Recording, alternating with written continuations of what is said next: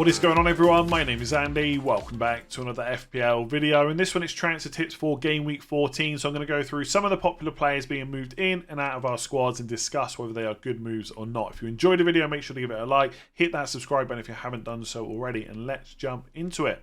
All right, let's start with Brian Mbeumo. Nearly 200,000 transfers in already this week. And I think this one's going to be nice and quick to talk about.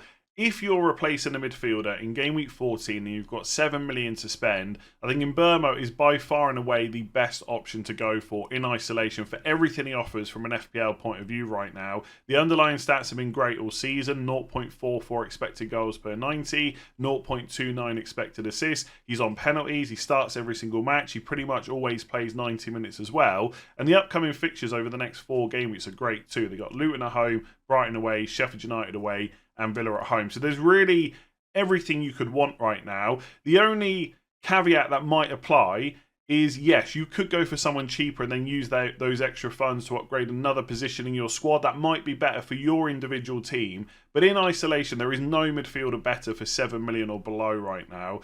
And I think, yeah, if you've got a spare transfer, you should be looking to bring him in. Even with the fixtures they've got, of course you could hand pick a better 4, like Luton, Bournemouth, Sheffield United and Burnley all at home.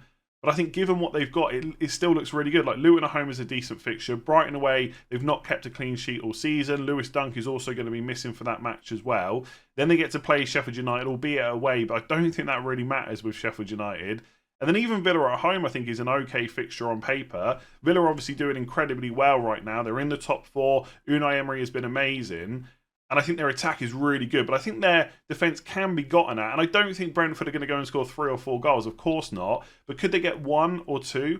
Absolutely. And if they do and Mbeumo's involved, that is more than enough. So I would not be worrying about the blank in Game Week 18. And it's kind of funny because when we get to blank game weeks, a lot of the time you'll hear me say things like, I'm not sure I'm going to go for that player because they're going to blank later on. I just don't want that hassle. And then the replies will be, yeah, but what about the points right now? You're worrying about a blank in a few weeks' time. This time it's the opposite. I think there are plenty of points up for grabs over the next 4 weeks. And then after that blank, even if the double in game week 20 for Man City and Brentford doesn't happen, he's got Wolves at home, Palace away, and then Nottingham Forest at home. Although I think he might miss that Nottingham Forest game because of African Cup of Nations. But even so, for the next kind of, 7 game weeks, they got 6 good fixtures. And he's just a solid FPL option. So yeah, if you want to bring someone in this week, 7 million or below, he is the one. It might be boring. Everyone else might be doing it. But I think it's worth it. All right, let's stick to midfielders and talk about Bowen next. He's been transferred out by over 200,000 FPL managers already this week. And I know from looking at my own squad that money is quite tight at the moment. And I'm sure some of you watching and listening to this are feeling the same about your own FPL squad.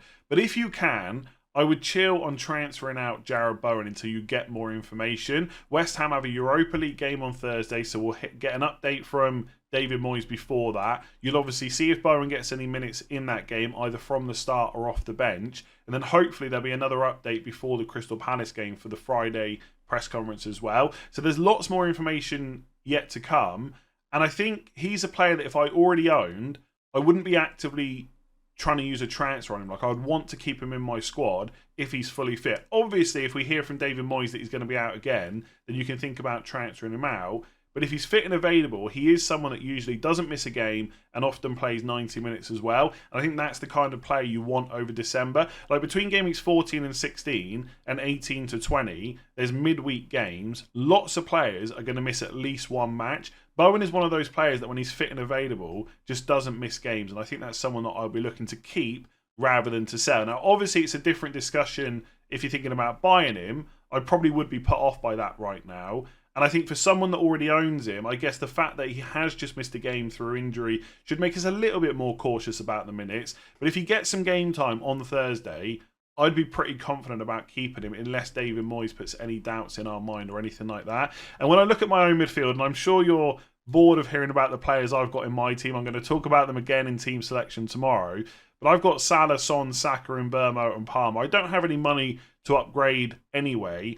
But I think the next midfielder that I would want in would be Bowen. Like if I had to replace one of these and I had the money to do it, Jarrod Bowen is probably the next best option. Like Bruno Fernandes is on 4 yellow cards right now, so is Sterling. Obviously, Rashford isn't exactly doing much to warrant a place in our teams. I don't think Martinelli is a better option than Bowen because I think he will probably get a rest at some point over the December games. Obviously, you've got players like Gordon. Obviously, Hwang took a penalty last night. They're all solid options, but I think Bowen is the one that I would want out of all of those. That's how much I rate him from an FPL point of view. So I wouldn't be looking to sell him. I guess the key question that some people are going to ask is, would you sell Jarrod Bowen to Mbeumo, right? Let's say you don't want to sell any of your other midfielders. Is that a good move?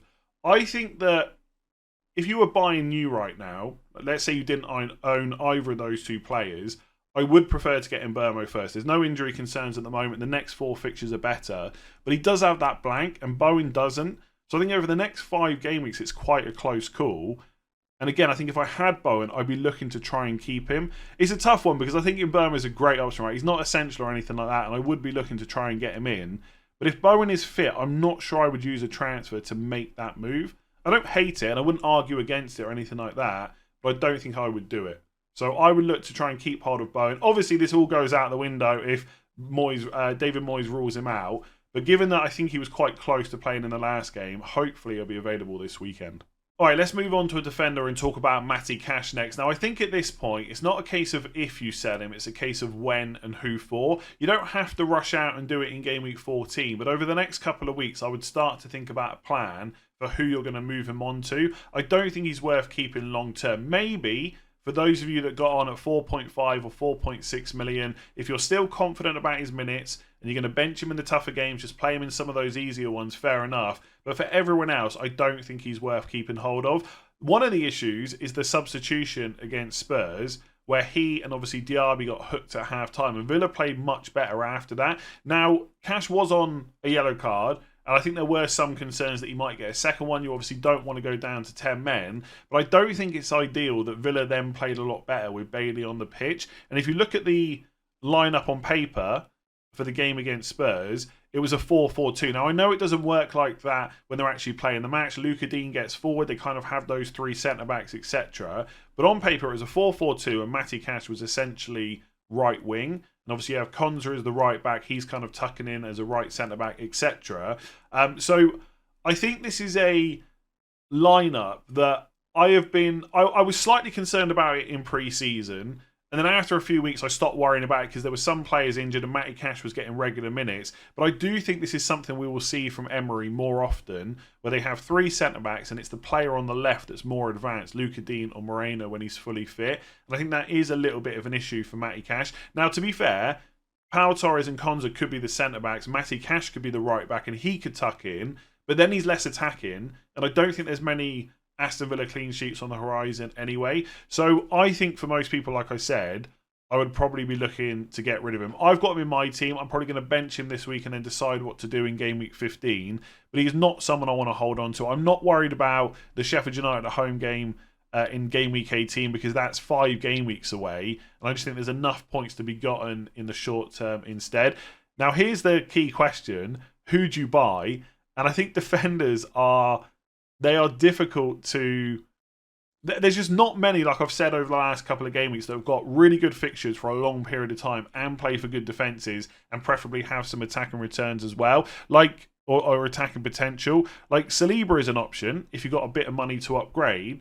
They've got Wolves at home and Luton away, but then the next 3 fixtures afterwards are quite difficult for clean sheets. It's Villa away, Brighton at home, Liverpool away. Now, Arsenal defence is so good, they might get 1 clean sheet over those 3 games. And I think Saliba is a great long-term hold. So I think if you're going to go for someone, he's probably the one.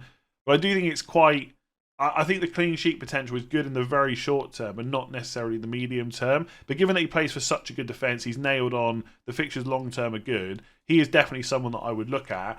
Outside of that, it's tricky. Like, I like Porro, but you're not going to buy him for Man City away. You're going to look to get him next week. Fabian Schär is probably someone I've said before I think is a little bit overlooked because he's nailed on. He's only 5.2 million, so he's a close price to what Cash is. Man United at home this week. Newcastle are strong at home. Everton away, Spurs away is not ideal. But could Newcastle get 1 or 2 clean sheets over the next 3? Maybe not 2, but 1 is possible. And then the fixtures between 17 and 19 a Fulham at home, Luton away, which is in the blank game week 18, and then Forest at home. So I think Share looks pretty good. Reece James obviously suspended, so you can't buy him either. I think you've probably missed the boat on Man United defenders. Newcastle away, Chelsea at home, next two is not good. They've also got Liverpool away in game week 17, West Ham away in 18. I just wouldn't go there. I like Kyle Walker. I think he's a good option for the Man City double. He's played 90 minutes every single game, but they've got Spurs at home this week, then Villa away next week. You kind of get the point I'm trying to make. It's difficult to, as much as I think Cash is a good player to sell, there's not a huge amount of standout options. So I guess it depends. You're going to have to look at your own team and decide which game weeks you need to have a defender for, and then look at who's got a good fixture that week and decide who you don't have. Arsenal defenders, I think, are easy if you've not already got them. Pinnock is a player, I'll just leave it on this. Pinnock is a player that a lot of people are going to be looking at now. I don't hate that shout. Obviously, you need to keep in mind how many players you've got already that aren't going to play in game week 18. So a lot of people after this week are going to have Haaland and Mbeumo. So if you buy Pinnock, that's your third outfield player that's not going to play in game week 18. So if you're not wildcarding in 19 or free hitting in game week 18, that is your bench filled. So you can't then buy, well, you can buy another Brentford or Man City player, but that's going to cause you issues down the line. So just be careful about that. But if you look at the fixtures that Brentford have got, Luton at home, pretty decent. Brighton away is tough, but Sheffield United away is not that bad. And then Villa, at least it's a home game in 17. Then after the blank, it's Wolves at home, not bad. Palace away, not bad.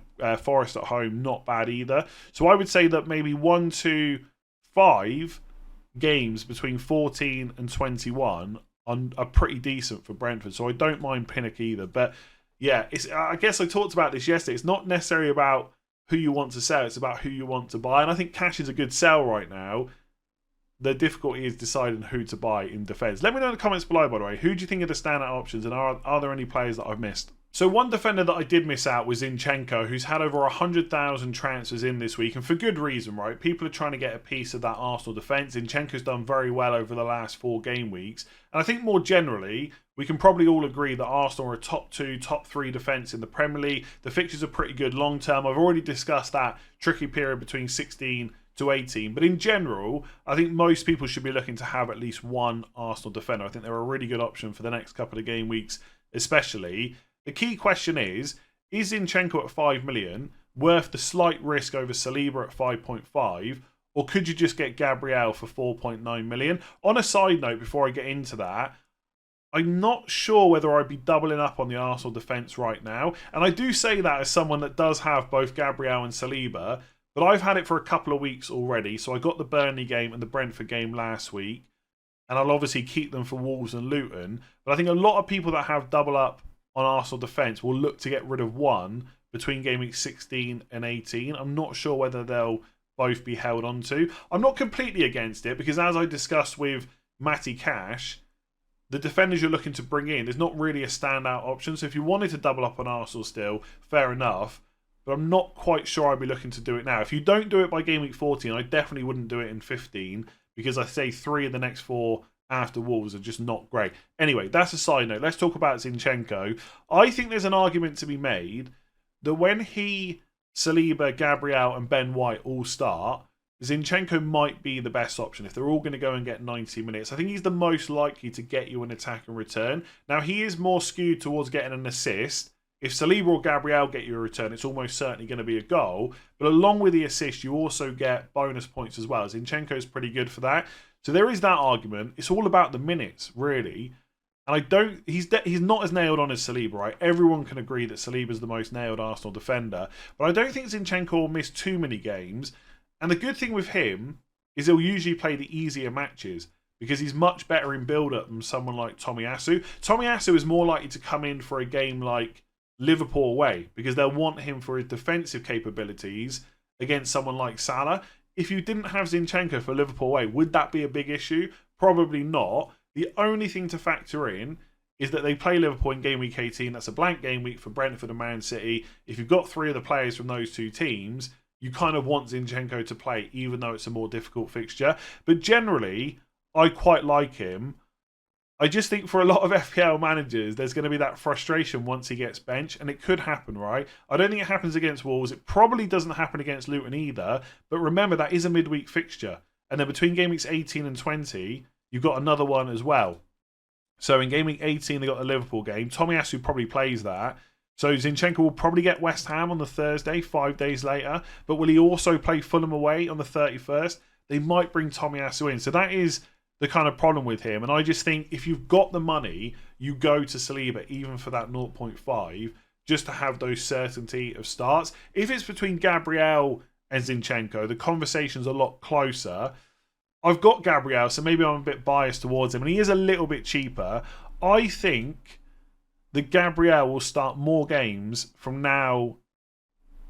I don't know how long the period has to be. Is it like 10, 15 weeks? Are you even going to keep the Arsenal defender that long? I think over the next 6 weeks, I think it'll be quite close. I think Gabriel and Zinchenko could maybe both miss just one game. If it goes to 12 weeks, I think Zinchenko might miss a second one. I'm not sure whether Gabriel definitely will. Will that one game make so much of a difference? Probably not. When Zinchenko's on the pitch, he's probably more likely to get you a return, like I've said. And also, I think he's quite... I haven't checked this before I recorded, but he's quite good for bonus. He's already got 9 bonus so far this season. Gabriel has hopefully less. Yeah, 2. So he is much better for bonus points. And Saliba has... Where is he here? I'm trying to look over my mic. Saliba has 5. So Zinchenko has played the least amount of minutes, I think, out of all of them. How many minutes he had? 753. And Gabriel's played, 834. So Zinchenko's definitely the best for bonus as well. So, yeah, if I was buying now... If I didn't have the money for Saliba, I think I would go to Zinchenko over Gabriel, although it's quite close. But if I had the money, I would definitely buy Saliba. He's the one. And he's also the one that I won't want to sell when we get to 16 because I know I'm going to want to buy him back. So, yeah, the double up could be tricky, but Saliba is definitely the one if you've got the money. But Zinchenko, 5 million? I like him. I think he starts... He definitely starts Wolves. I don't know about Luton, but if he does, he's great. I don't know. This is the problem. If you don't need these headaches... or you've already got a couple of players you're not sure about, maybe Zinchenko's not the one. But if the rest of your team looks pretty good, he could be worth the risk. The only... last thing I forgot to mention, which I haven't checked. Yeah, this is my only slight issue, is if he doesn't start, he probably will come on. Like, he didn't start against Newcastle when he came on for 17 minutes. So you have got that chance of getting a 0 or a 1 point cameo. He's not like a Gabriel that if he misses out, he's probably not going to come off the bench, so you get your sub on. It's not going to happen with Zinchenko, but maybe he'll get enough points where that doesn't matter. So I think he's a good option for 5 million. I just think there are some risks with him that you should know.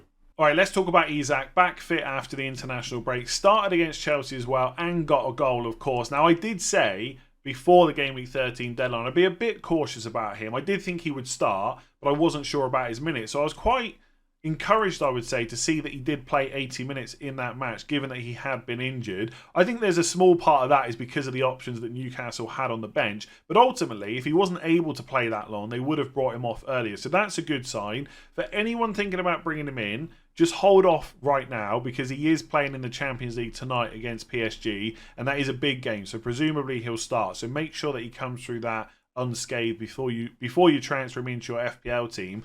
Otherwise, my general opinion of him has not really changed too much than what I said before the Chelsea game. Apart from the fact he got 8 minutes. Like I said, I do think that's encouraging. The fixtures for an attacker for Newcastle on paper are pretty good. They're very strong at home. They're going to cause Man United a lot of problems. If he starts that game, I'm almost certain he'll get an attack and return. Everton away is not bad. Spurs away at the moment is probably okay as well. And then you've got Fulham at home, Luton away, Forest at home. So overall, next 6 game weeks, I think things look good for Newcastle. And Isak's ability to return when he gets minutes is not in question, right? We all think he's a great player.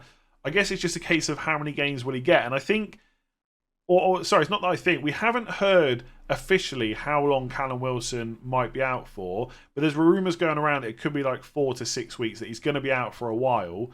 So Isak is going to get a lot of game time. But there's just a part of me that thinks he can surely start weekend, midweek, weekend continuously. At some point, they're going to have to manage him either with early substitutions or by not starting him in the odd game and playing someone like Gordon up front instead. But I do think he's so good that if he's going to get like, I don't know, one rest over the next 4 games, that might not be the end of the world. If we look at the fixtures and the kind of rest periods between them, so the PSG game is tonight on Tuesday. They don't play Man United till Saturday, so that's probably enough rest. Then they don't play Everton until Thursday either. So the rest times between PSG, Man United and Everton are pretty good. But then they play Spurs away on the Sunday, so that is a quick turnaround. Then it's another Champions League game on the Wednesday. So it is quite a congested period for Newcastle. And even later than that, after they play AC Milan, they got Fulham at home on the 16th, so another 3 days later. And then another 3 days after that, they've got Chelsea away in the EFL Cup. Now, we don't know how seriously he's going to take that match, and it might be that because they've not got Wilson and they've not got many opportunities to rest these at, that he does get managed around that time. But will it be for the Premier League or will it be in the cup games? I just can't tell you that, and a lot will probably depend on the result against PSG tonight. So I think overall, I would just say that Isak is fantastic. You don't need me to tell you that. But there are some risks, and that might be worth just going for him anyway. I think it all depends on who you're selling as well. Like, if you're selling Watkins, I think Watkins is probably going to start every single one in the next 6 games. We don't really have any concerns about that. But there is a price difference. And so that extra, let me just check what Watkins is right now. He is 8.5. Obviously, depending on when you bought him will depend on your selling price. But I can sell him for 8.3. So there's nearly a 1 million difference. That might be the money you need to make a really good defensive move or an upgrading your midfield or something like that. That could be worth it. But if it's just a straight up choice between Watkins or Isak, I would obviously just hold on to Watkins. There's no need to make that transfer at the moment. If you've got someone like Alvarez and you're just sick of him and he's going to blank in game week 18 anyway, then I think going for a punt on Isak cannot be too much worse than what Alvarez has done recently. And who knows, even Alvarez might miss a game over the next 6 games or something like that. So I guess in general, I'm quite positive about Isak because he'll be on penalties with Wilson out. He's running at 0.83 expected goals per 90, which is ridiculous. I'm not sure he can keep that up over a whole season if he played every game, but the numbers are still going to be great anyway. So, yeah, I'm quite positive about him. I just think it depends who you're selling. Like, if you had Darwin Nunez, he's got 3 great fixtures, right? It's Fulham at home, Sheffield United away, Palace away. You're not going to sell him to Isak. So it depends which forward you're getting rid of. Alvarez, fair enough. Watkins, I would probably only do if you need the money. All right, let's finish by talking about Moussa Diaby for Aston Villa. Now, as I mentioned when I was talking about Matty Cash earlier, Diaby also got hooked at half-time against Spurs, which isn't ideal if you're an owner and probably does put some doubts in your mind moving forward. I'm not sure that I would panic too much. I don't think it's ideal that, again, Villa played quite well after those substitutions were made. But Diaby is not a player that we think is going to play 90 minutes every single week anyway. Even the week before against Fulham, he came off in the 61st minute. He did play 90 against Nottingham Forest the week before, 89 against Luton, 84 against West Ham. But it was only 61 against Wolves. I think that was back after the injury that he picked up at the end of the Brighton game. But even going back to game week 2, right, 63 minutes against Everton, 72 against Burnley. He does start every game week, and he does usually get pretty good minutes, but he's not a 90-minute man anyway. So the substitution, not ideal in that particular game week if you owned him, but I don't think it would be a massive concern for me moving forwards. But I'm also not sure he's someone that you should be thinking about keeping long-term anyway. Like Man City at home and Arsenal at home, Villa will cause them problems, but they're not great fixtures on paper. I think it's perfectly reasonable to hold someone like Watkins, but with Diaby, there are quite a few other midfield options, although those options are dwindling a little bit. Then Brentford away is okay in 17. Obviously, Sheffield United at home in 18 is pretty good. I think generally you probably just give him Bournemouth away this week and then reassess. Obviously, it depends on who you don't own. Some of you will be thinking about doing Diaby to Mbeumo. I think that's a great transfer. But outside of that, unless you've got money to upgrade to someone else or Bowen is fit, etc., there's not a huge amount of players that I think are like essential to bring in this week. Like if we think about the fixtures that are on and the midfielders you could go for at his price point or below, you've probably got Anthony Gordon. Like is Gordon against Man United much better than Diaby away to Bournemouth? I mean, Gordon probably is slightly better this week, but is it worth a transfer? Probably not. Chelsea obviously got players like Palmer. I mean, I think he's pretty great going forward. I think he enables a lot in the rest of your squad, and Brighton is a good fixture. But again, if I've got one free transfer, do I feel like Diaby to Palmer is a must-do move this week? I mean, it's okay, right? And you might need that money moving forward, but I don't think you need to do it. You could just roll and then just make a similar move in game week 15, have an extra game week's worth of information, and then decide how to spread that money around. And obviously, Jared Bowen's more expensive. We don't know if he's fit. Eze could be an option, but we don't know if he's fit either. And also with Crystal Palace anyway, even if Eze was fully fit, I don't think it's the right time to buy him. You've already missed a couple of good fixtures. He's got West Ham away and Bournemouth at home, which is okay, for sure. Then it's Liverpool, City, Brighton, Chelsea. So I don't think it's the right time to buy him. So I think Diaby, I think he's a bit like Matty Cash. I think in the long run, he's probably someone that I would like to move on if I owned him. But I don't think there's necessarily a rush to do it this week. I also think there's less reason to sell Diaby than there is Cash this week, because I think there's a genuine chance, depending on the minutes in the European match on Thursday, that Cash might not start. I don't think it's a guarantee, but the doubts would be in my mind because of how they set up against Spurs in that 4-4-2. Like, Cash playing right wing sounds great from an FPL point of view, but I don't think he's got that position nailed down, right? So that's the problem. I'd rather he was playing as a right back, a bit more attacking, where you knew he was going to start every week. So I've got a few more doubts about Matty Cash, whereas I think Diaby probably will start against Bournemouth. It's just how many minutes will he get? And we've seen over the last couple, Unai Emery's not afraid to get rid of him. To substitute him, right? So yeah, I think you can probably keep him for Bournemouth. But if you've got the money to go to Mbeumo, I think that is a great transfer. If you've enjoyed that video, make sure to give it a like, hit subscribe, make sure to rate 5 stars if you listen on podcast. And what else was I going to say?